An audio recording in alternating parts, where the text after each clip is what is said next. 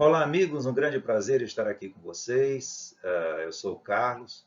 Nós hoje vamos dar continuidade, encerrando, né, o nosso estudo sistematizado da doutrina espírita, pelo menos nessa fase, onde estudaremos um pouco, dando continuidade no estudo do movimento espírita e a unificação do movimento espírita aqui no nosso país, com os expoentes do espiritismo no Brasil. E antes de iniciarmos esse nosso trabalho, que na realidade é uma promoção da nossa Casa do Caminho Simão Pedro, aí de Manaus, e que a gente tem a oportunidade de estar aqui participando com vocês, pedindo para que o Mestre Jesus, através dos seus orientadores, dos seus coordenadores dessa tarefa, possam estar conosco ao longo do nosso estudo, nos intuindo, auxiliando as nossas falas, para que a gente possa esclarecer e abordar esse assunto que é tão interessante sobre essas pessoas que tanto trabalharam pelo movimento espírita aqui no nosso país. Então, vamos continuar daqui a pouquinho aqui no próximo slide.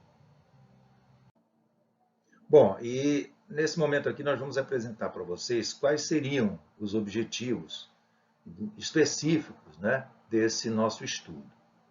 Então, o primeiro deles seria a gente analisar a contribuição dos principais vultos espíritas do Brasil para o trabalho de unificação do movimento espírita. E refletir sobre a importância do trabalho de alguns desses vultos espíritas no Brasil em prol da unificação do movimento espírita. É claro que a quantidade de trabalhadores espíritas que desenvolveram muito o movimento espírita aqui no nosso país, ele é inúmero. A gente selecionou alguns para não se estender muito, e os que foram mais relevantes, principalmente naquele início do movimento espírita aqui no nosso país. Tá certo? Então, basicamente, esse seria o roteiro, mais ou menos, que nós vamos seguir. Nós vamos iniciar o nosso estudo com algumas questões reflexivas, né?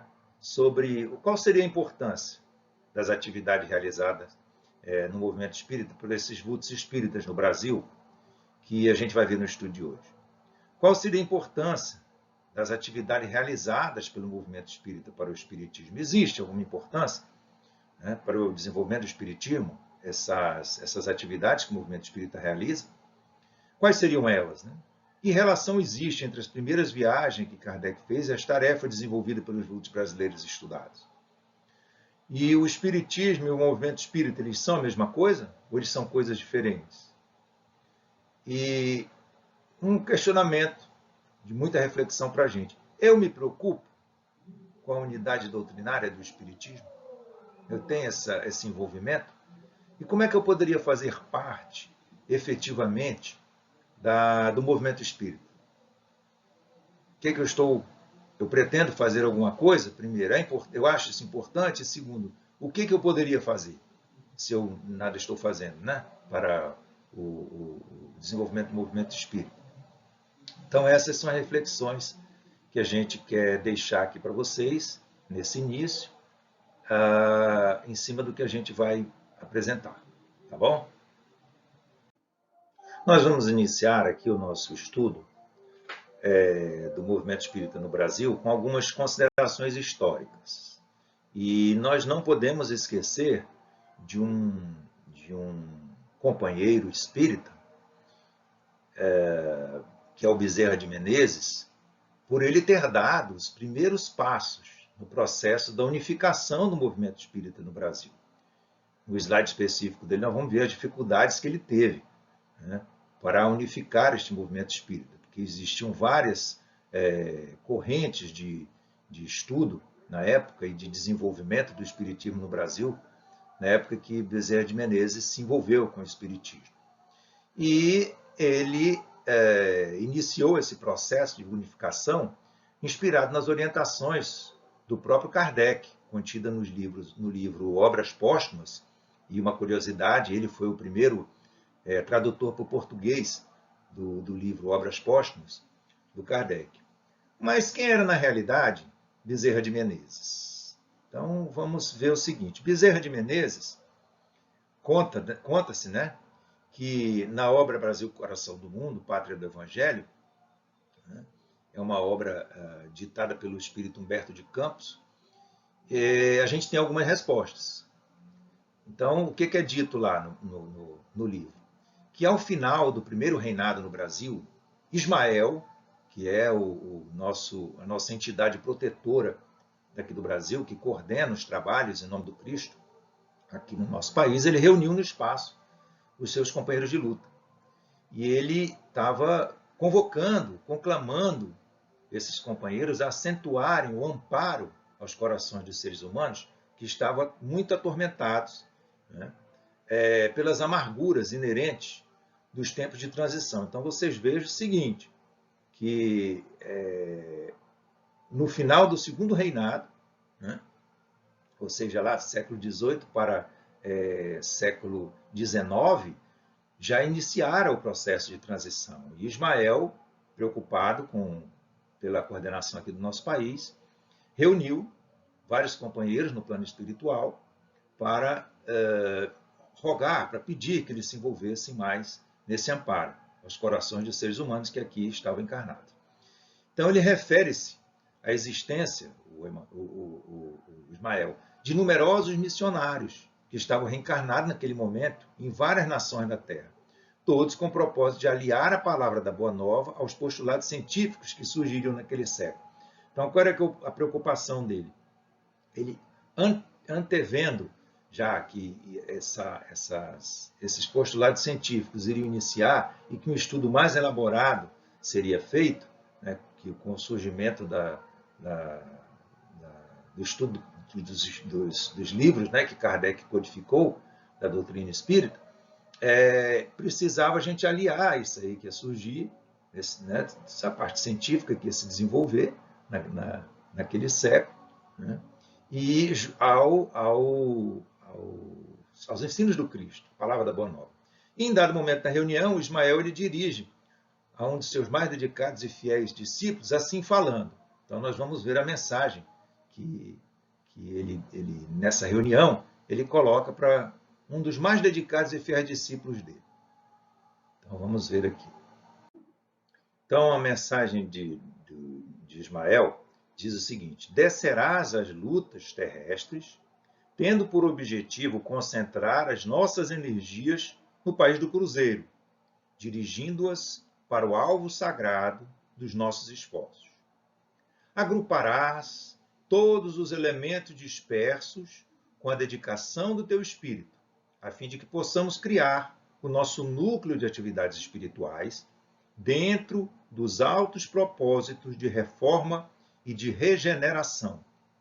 Não precisamos de te explicar quão delicada é a tua missão, mas se observares plenamente o código de Jesus e contando com a nossa assistência espiritual, pulverizarás à base de perseverança e de humildade todos os obstáculos, consolidando o início da nossa obra, que é de Jesus, no seio da pátria do seu Evangelho.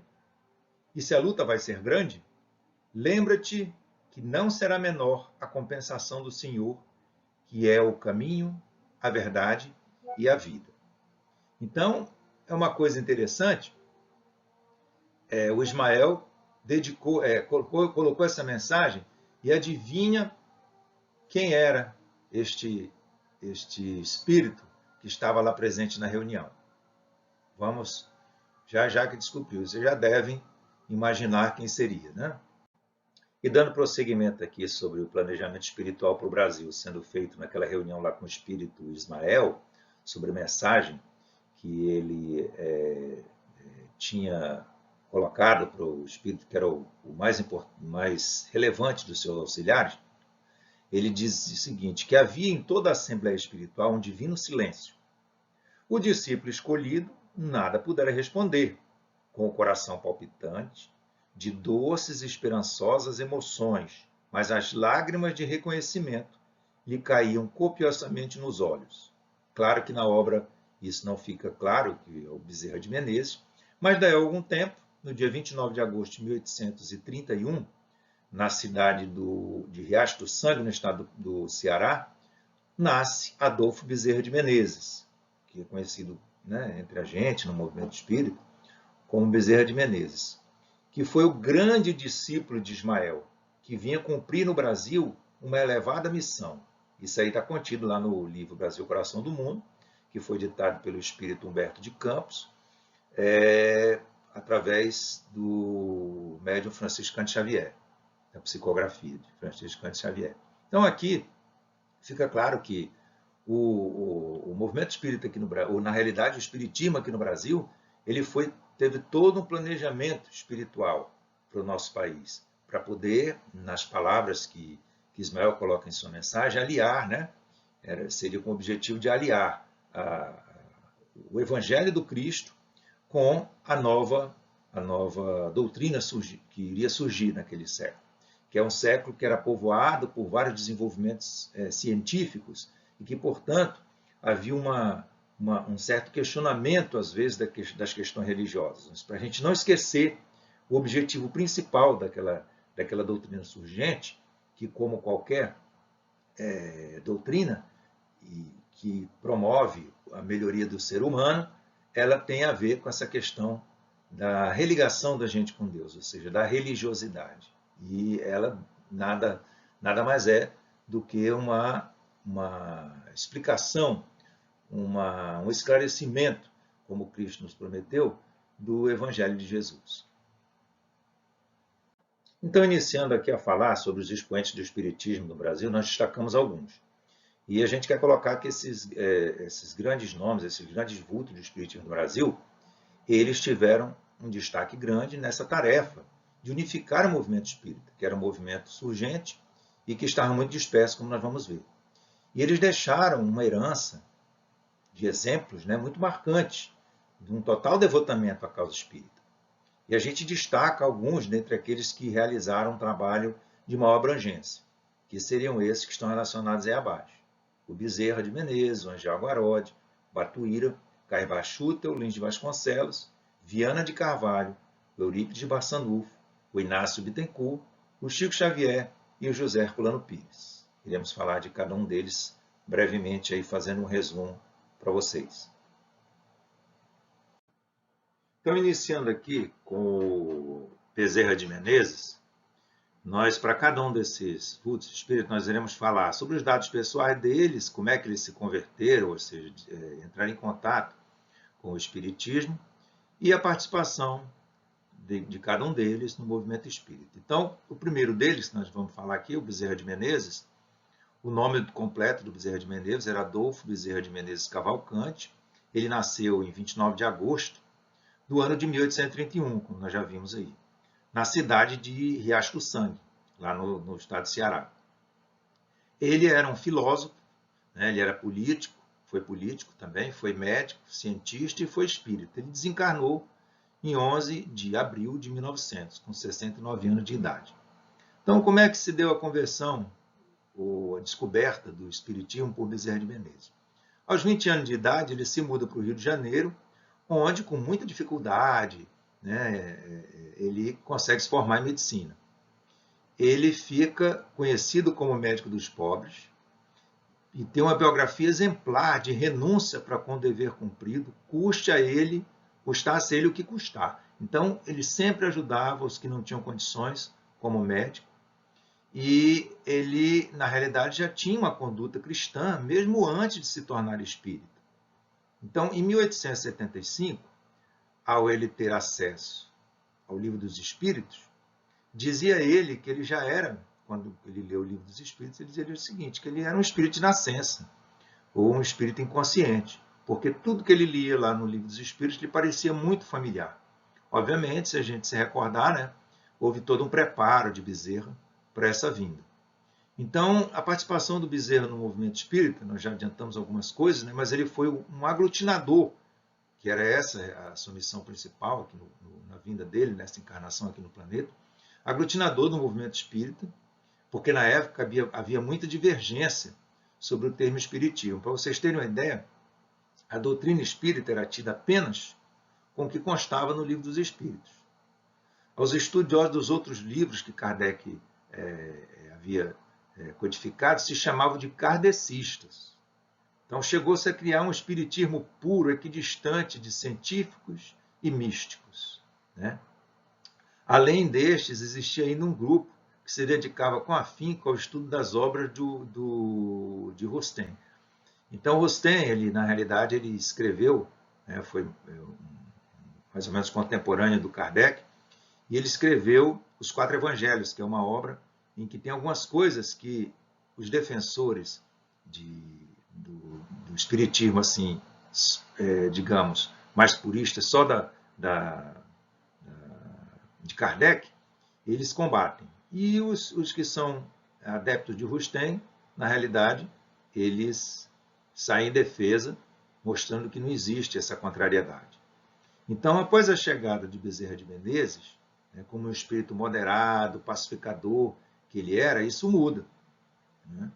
E quando ele assume a presidência da FEB, ele consegue diminuir esses elementos dispersivos. Ele realmente une o movimento espírita aqui no Brasil. Tá?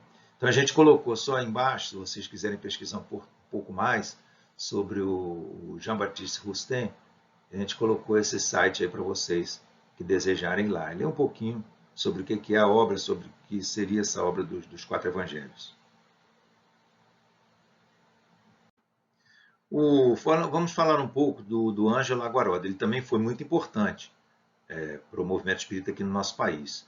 O nome completo dele era Ângelo Aguarodi mesmo.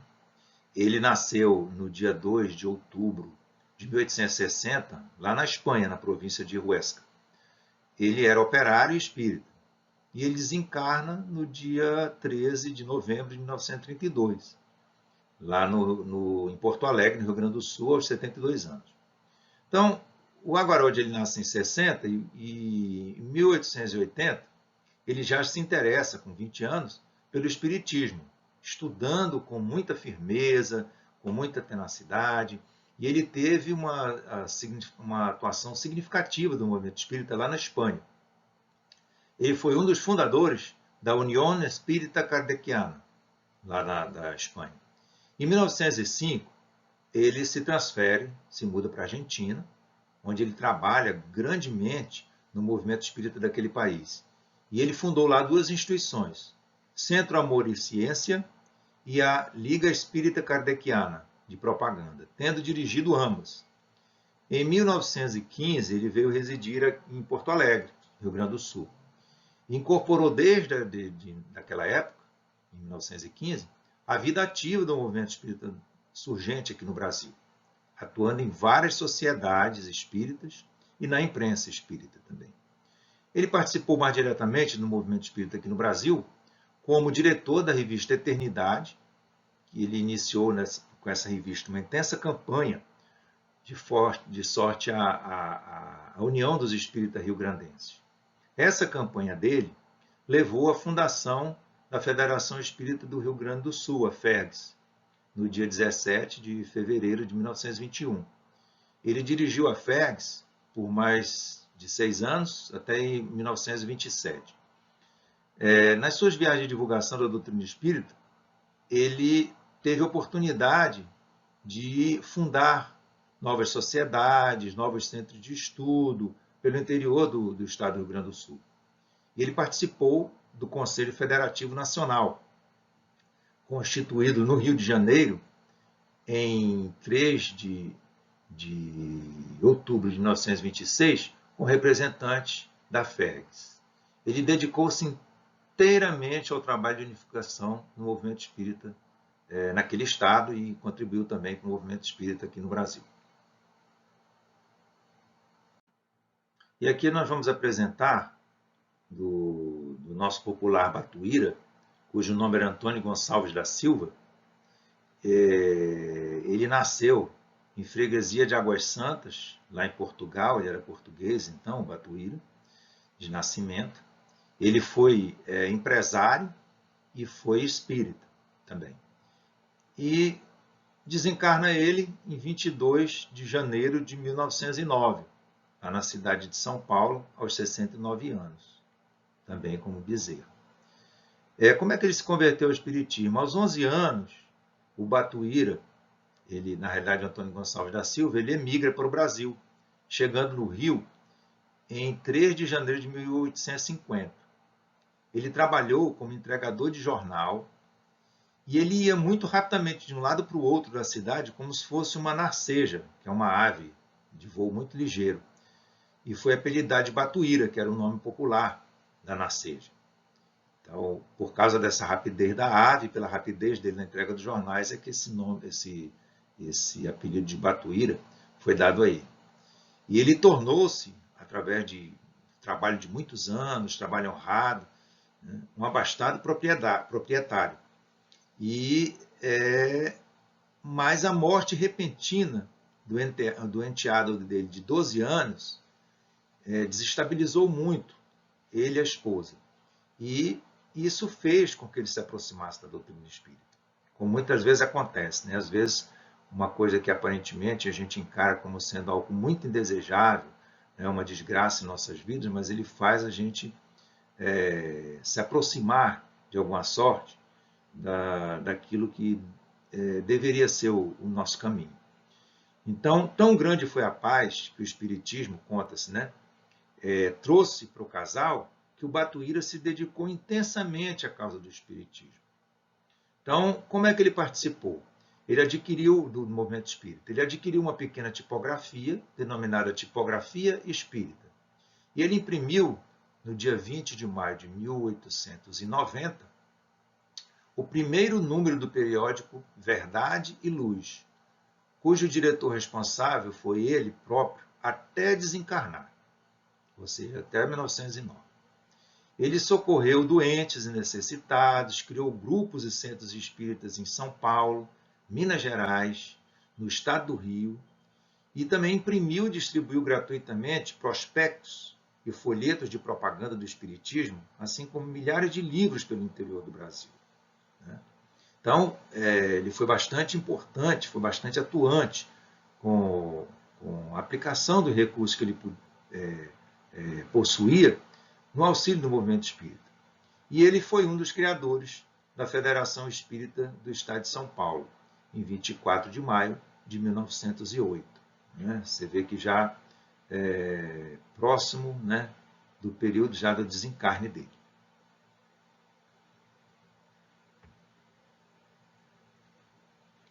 Dando continuidade de um outro vulto do movimento espírita aqui no Brasil, nós vamos falar do Carribar Schutel, cujo nome era Carribar de Souza Schutel, o nome completo. Ele nasceu em setembro de 1868, no estado no Rio de Janeiro, né? E ele foi um farmacêutico, foi prefeito da cidade de Matão, que fica no estado de São Paulo, e foi espírita. E ele desencarna no dia 30 de janeiro de 1938, na cidade de Matão, lá em São Paulo, com aproximadamente 70 anos. Como é que Carribar Schutel chegou ao espiritismo? Ele nasceu numa família católica, foi batizado aos 7 anos, ele cumpria todas as suas obrigações com a Igreja Católica, mas por volta dos 10 anos de idade, ele fica órfão, ou seja, ele perde o pai e a mãe dele. E já adulto, e vivendo agora na cidade de Matão, no estado de São Paulo, ele passa a receber em sonho a visita desses pais dele desencarnados. E ele procura, né, como ele era católico, ele procura um padre para explicações e ele fica insatisfeito com essas explicações que o padre vinha lhe dando para esse fenômeno dos sonhos. Então ele resolve procurar dois companheiros, né, o Zé Alves e o Calixto Prado, que realizavam reuniões práticas espíritas, eram reservadas, mas eram domésticas, ou seja, na casa dele, e passou a entender a realidade do mundo extrafísico, a partir desses sonhos com o pai dele, que era um fenômeno, né, de desdobramento, em que ele sonhava com os pais. Ele, não encontrando explicação, encontrou no Espiritismo. E a partir daí se engajou no Espiritismo, no movimento espírita. E como ele participa do movimento espírita? Ele foi bem ativo, né? Ele legalizou o dito Grupo Espírita Amantes da Pobreza, que hoje é o Centro Espírita Amantes da Pobreza, que foi fundado em 15 de julho de 1905. Ele funda também, em 1905, um mês depois, né, praticamente, o jornal O Clarim, e também a RIE, que é a Revista Internacional de Espiritismo, fundada em fevereiro de 1910. 25, ou seja, 20 anos depois, com o objetivo de difundir a doutrina espírita. Então, essa incursão dele na divulgação do espiritismo lhe deu o codinome, lhe deu o apelido, né, que ficou conhecido no movimento espírita como bandeirante do espiritismo. E ele também se destacou bastante pelas as famosas 15 conferências radiofônicas que eram transmitidas pela Rádio Cultura de Araraquara, né, a PRD-4.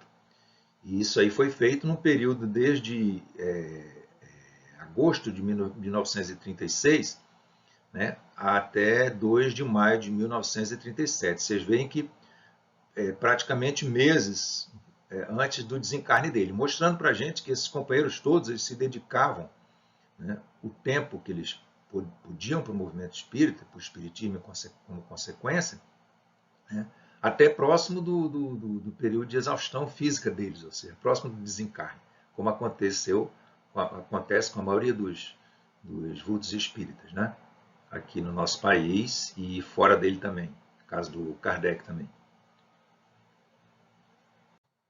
Bom, falemos um pouco agora de Lins de Vasconcelos, cujo nome completo era Arthur Lins de Vasconcelos.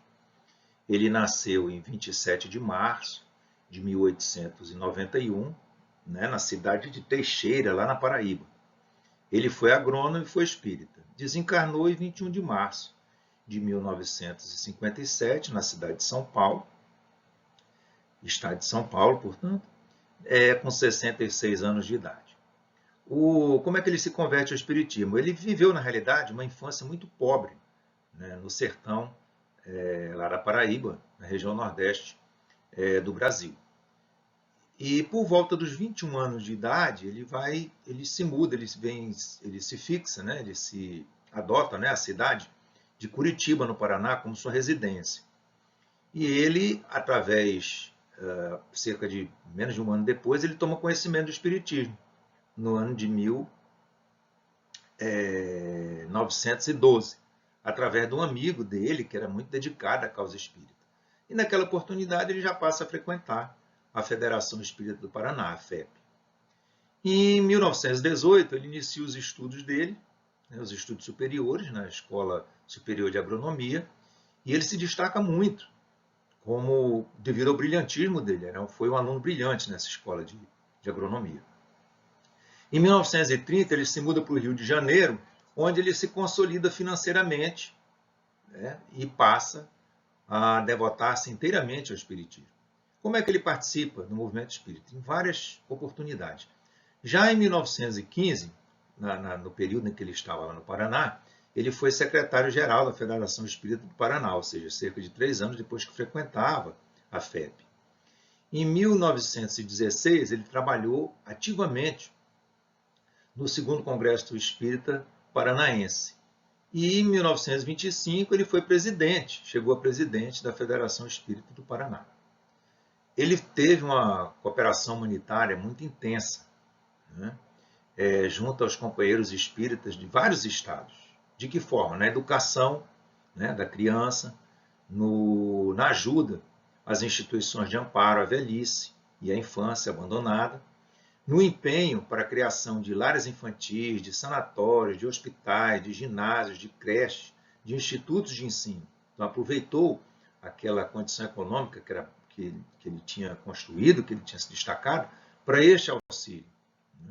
E tudo em benefício do indivíduo e da coletividade, num trabalho continuado, né, até os últimos dias da sua vida terrena, até o seu desencarne em 1957.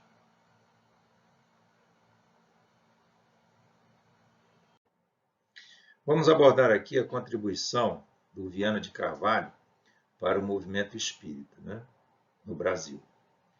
O Viana de Carvalho chamava-se Manuel Viana de Carvalho, ele nasceu em dezembro de 1874, na cidade de Icó, no Ceará. Ele era um militar, era um major, e também foi espírita, né? Desencarna no dia 13 de outubro de 1926, na cidade de Salvador, com apenas 52 anos. O Viana de Carvalho se converte, né, ou seja, ele entra em contato com a doutrina espírita, desde muito cedo, aos 18 anos, ele entra em contato com a doutrina espírita, e 3 anos após, quando ele vai para o Rio de Janeiro, já seguindo a carreira militar, ele vai se ligar ao Centro da União Espírita de Propaganda no Brasil. E um ano depois, ao transferir-se para Porto Alegre, no Rio Grande do Sul, ele vai continuar esse trabalho de divulgação do Espiritismo. O Viana de Carvalho participou ativamente no movimento espírita, justamente por ter essa carreira de militar, em diversas regiões brasileiras. E quando foi em 1898, no Rio de Janeiro, ele tomou parte muito ativa no Congresso Espírita que tinha se realizado naquela oportunidade no Rio de Janeiro, naquela cidade. Ele transferiu-se em seguida também para o Centro-Oeste, para Cuiabá, em Mato Grosso, onde fundou o Centro Espírita Cuiabano e proveu as condições necessárias para que a doutrina espírita fosse divulgada ali naquele estado, naquela região. Em 1907, ele regressa para o Rio de Janeiro e ele passa então a frequentar várias sociedades espíritas, inclusive a Federação Espírita Brasileira, que era sediada no Rio naquela época, e da qual ele era palestrante, era orador oficial e também escrevia vários artigos no órgão de divulgação intitulado Reformador, que é uma revista que até hoje ela é editada ainda, e é o órgão de comunicação da Federação Espírita Brasileira. Em 1923, ele desenvolveu intensas atividades na região de Recife, em Pernambuco, e em Aracaju, também em Sergipe, com o objetivo de orientar, de estimular o movimento espírita naquela região. E foi justamente nessa oportunidade, em Aracaju, em 1926, que ele adoeceu gravemente. E eles transferiram ele de navio até Salvador, onde tinha condições hospitalar melhor, mas ele, no meio da viagem, ele desencarna, né? No dia 13 de outubro de 1926, como a gente já viu aqui. Esse é o motivo dele ter desencarnado aí em Salvador. Ele desencarna navegando ainda. E aí eles recolhem ele até Salvador. Devido à carreira militar, o Viana de Carvalho ele semeou o espiritismo nas diversas cidades brasileiras, desde as cidades do sul, passando pelo centro-oeste e pelo nordeste do país.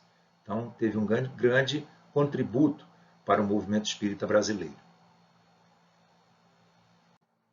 E nesse instante, a gente trouxe aqui as informações do Eurípides Barçanufo. Ele nasceu em 1º de maio de 1880, na cidade de Sacramento, no estado de Minas Gerais.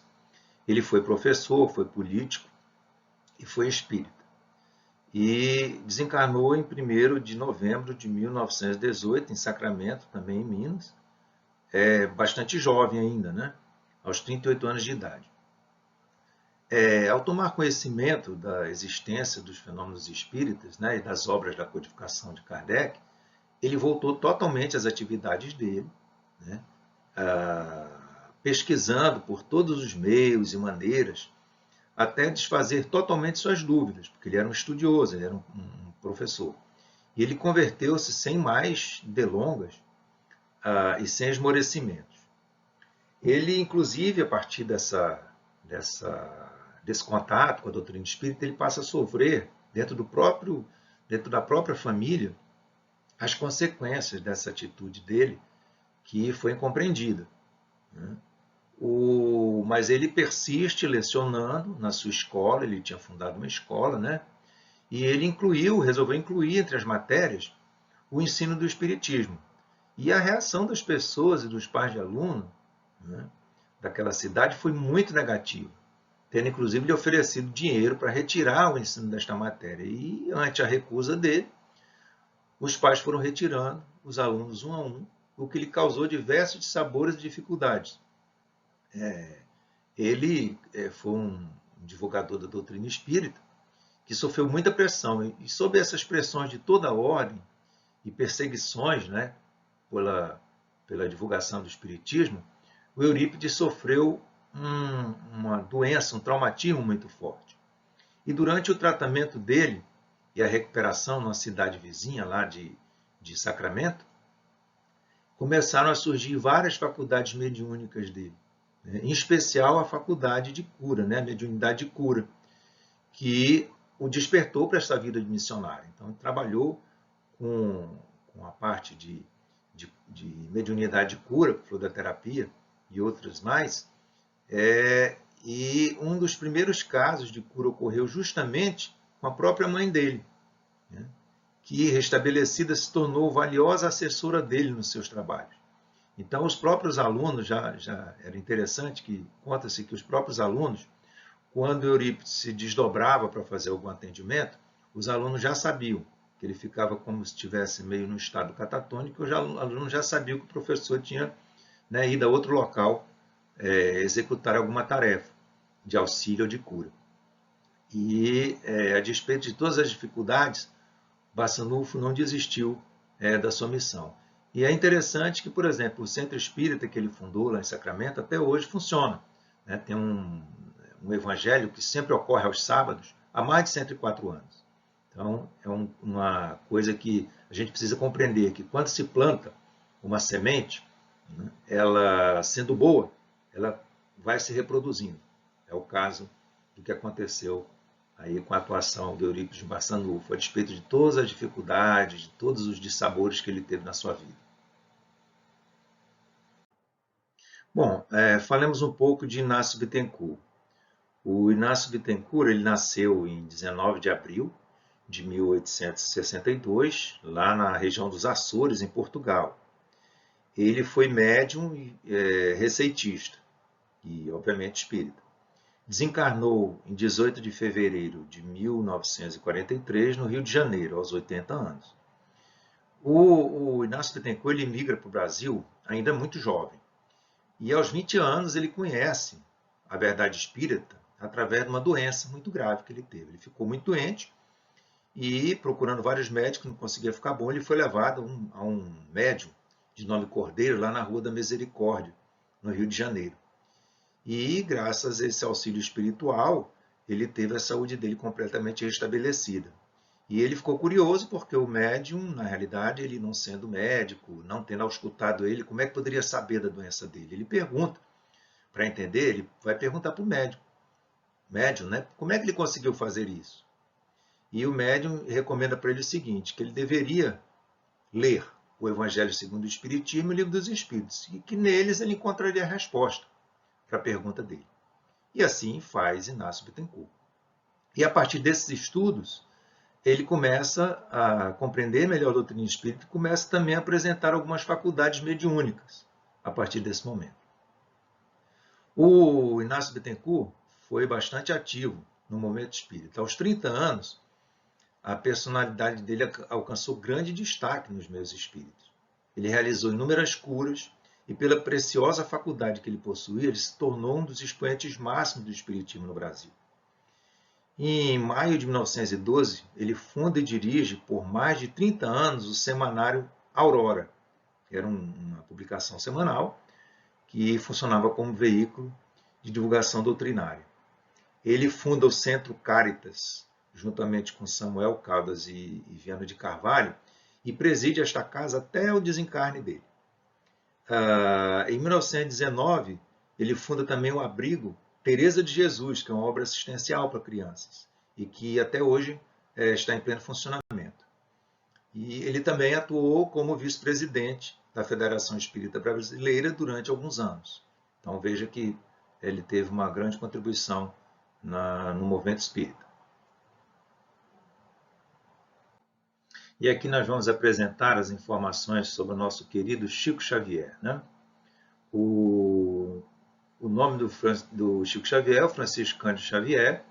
Ele nasceu em 2 de abril de 1910, na cidade de Pedro Leopoldo, lá em Minas Gerais. Ele era funcionário público, datilógrafo, tinha um cargo de datilógrafo, e foi médium espírita, um dos médiuns espíritas mais conhecidos aqui do Brasil e afora do mundo também, representando o Brasil. Desencarnou no dia 30 de junho de 2002 em Uberaba, Minas Gerais, aos 92 anos. Como é que ele chega ao espiritismo? A atividade mediúnica dele inicia aos 5 anos de idade, nas conversas que ele tinha com a sua mãe desencarnada.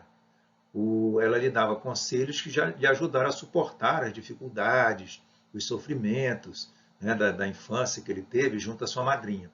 A mãe desencarnou quando ele tinha a idade de 5 anos e o pai, por ter muitos filhos, como era costume naquela época, ele distribuiu os demais filhos para os parentes e ele foi ficou aos cuidados da madrinha dele, que era uma pessoa muito problematizada, era uma pessoa perturbada e que ele sofreu muito. E ele tinha essas horas de conversa com a mãe dele.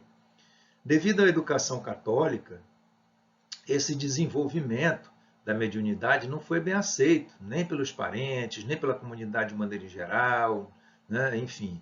E, felizmente, um pouco mais à frente, aparece o orientador espiritual dele, que é o Espírito Emmanuel, que é o seu orientador, guia e protetor, e que lhe dita a maioria dos livros que Chico psicografou. Ele auxiliou também o Chico a aprimorar o português dele, né, para poder melhor expressar a doutrina espírita, porque ele tinha algumas carências, até por causa da formação, que o estudo do Chico ele até o primário, né, equivalente, que era a primeira metade do ensino fundamental de hoje em dia. Né? Como é que ele participou do movimento espírita? O fenômeno mediúnico, ou seja, a mediunidade dele, né, foi o marco fundamental, né, da sua passagem existencial aqui no nosso planeta, nessa encarnação, que ele teve oportunidade de compartilhar com alguns de nós. Em 1927, ele funda lá na cidade de Pedro Leopoldo, junto com outras pessoas, o Centro Espírita Luiz Gonzaga. Ele psicografou mais de 400 obras que, se fossem transformadas em tempo, né, isso aí seria equivalente a mais ou menos 11 anos de transmediúnico. Olha quanto tempo de dedicação, com a saúde debilitada, como a gente sabe que o Chico tinha, as limitações dele, né, físicas da visão, mas mesmo assim ele nunca desistiu. Os livros psicografados já foram traduzidos para várias línguas, né, para o Esperanto, francês, inglês, espanhol, japonês, tcheco e até polonês. E ele fez o seguinte, ele registrou em cartório todos os direitos autorais como doação para instituições beneficentes, equivalente a mais ou menos 412 obras.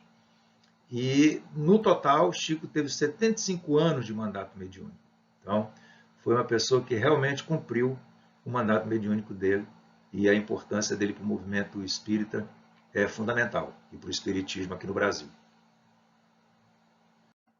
E, finalmente, aqui a gente vai apresentar algumas informações sobre José Herculano Pires. O José Herculano Pires ele nasceu no dia 25 de setembro de 1914, na cidade de Avaré, no estado de São Paulo. Ele foi jornalista, filósofo, foi educador, escritor e espírita. E desencarnou em 9 de março de 1979, na cidade de São Paulo, aos 65 anos. Como é que o José Herculano Pires chegou ao espiritismo? Desde cedo, Herculano Pires ele enfrentou muitos problemas econômicos. E aos 15 anos de idade, ele já escrevia alguns contos. Ele escreveu um livro de contos chamado Sonhos Azuis, que foi publicado um ano depois. Aos 18 anos, ele publica o segundo livro, chamado Coração, que eram poemas livres e sonetos. Ele, por ser teosofista, em 1936, ao ele deparar-se com o exemplar do Livro dos Espíritos, achou a resposta para todas as suas dúvidas. Aqui tem uma coisa curiosa. Diz o Herculano o seguinte, que ele tornou-se espírita aos 22 anos e escreveu o seguinte sobre isso, que ele não queria saber do espiritismo, que pela formação dele considerava um amontoado de superstições. Mas um dia, o saudoso amigo dele, Dadício de Oliveira Bolé, desafiou o José Herculano Pires a ler o Livro dos Espíritos, né, que havia sido codificado por Allan Kardec. A contragosto, ele aceitou o desafio contra ele e que já estava estudando o Livro dos Espíritos até hoje, na data que ele deu essa entrevista aqui, e que tornou-se espírita pelo raciocínio. E isso ocorreu no ano de 1936, relata ele. Em dezembro de 1938, Herculano casa-se aos 24 anos com a Maria Virgínia Ferraz Pires. Ela era uma evangelizadora infantil do centro, onde ele realizou ali sua primeira conferência espírita. Então, através da esposa, ele começou a entrar no movimento espírita propriamente dito. E como ele participou no movimento espírita? Ele traduziu cuidadosamente as obras da codificação de Kardec, enriquecendo todas estas obras com notas explicativas nos rodapés. Vale a pena as edições do Zé Herculano Pires, a gente dá uma lida. O Herculano Pires, além de ele colaborar em vários órgãos espíritas no Brasil todo, notadamente no Mundo Espírita, que é um jornal que até hoje a Federação Espírita do Paraná, ele é editado lá em Curitiba, ela tem publicação na internet, né? Basta vocês consultarem lá. Deixou-lhe outras obras muito importantes e que merecem ser lidas para o aprimoramento, né, dos nossos próprios espíritos.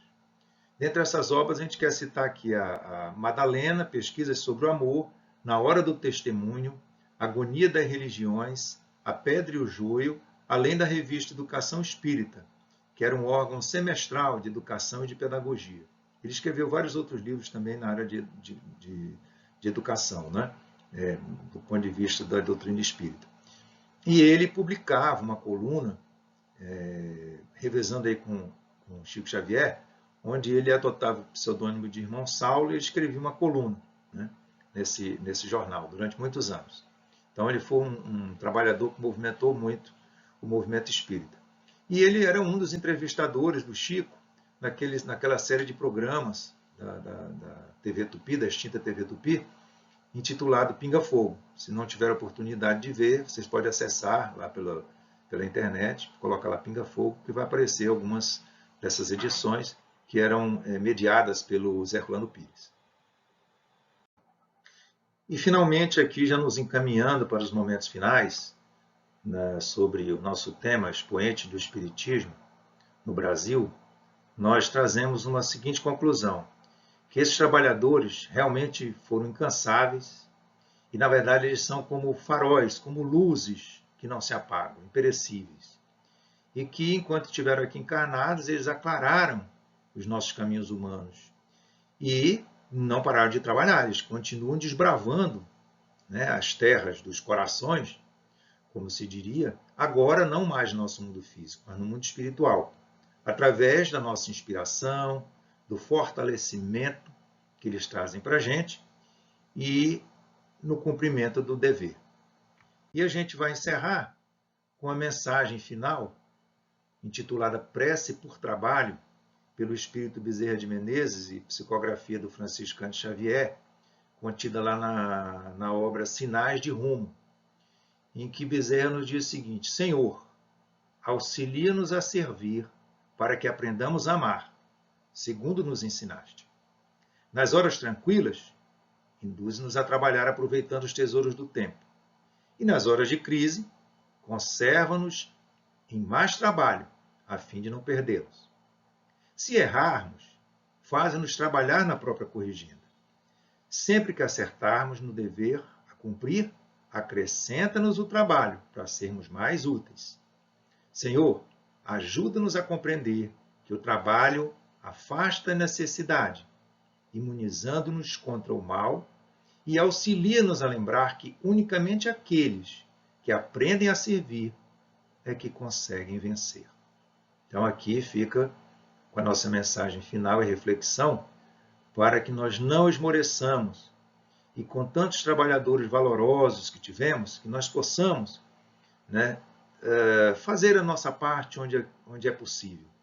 E nos encaminhando aqui para o final, nós vamos trazer a imagem, né? Trazer aqui a imagem da referência, das fontes que nós usamos, para que vocês, se tiverem interesse, dê uma passadinha lá, além de, obviamente, o roteiro que compõe o nosso estudo sistematizado da doutrina espírita, que se encontra, se vocês quiserem fazer a baixa dele, lá no site da Federação Espírita Brasileira. E, finalmente, aqui, nos encaminhando para o final, nós, com essa imagem do Mestre Jesus, agradecemos a oportunidade de estarmos aqui, pedindo que Ele possa continuar conosco, como continuou neste momento, permitindo que possamos cada vez mais termos energia, tenacidade, persistência nos estudos e no aprimoramento para o nosso desenvolvimento, inicialmente, e para o desenvolvimento também da doutrina espírita em todo o nosso país e, quiçá, no planeta, quando tivermos oportunidade, algum de nós. Eu agradeço a paciência de todos vocês, né? A gente se despede aqui em nome de toda a equipe que desenvolveu esse trabalho e agradece a oportunidade de trabalho, né? A Casa do Caminho Simão Pedro, que nos permitiu estar aqui com vocês em algum desses módulos e em nome de todos os demais companheiros nós também agradecemos. Fiquem com Deus e persistam nos estudos. Aquele abraço.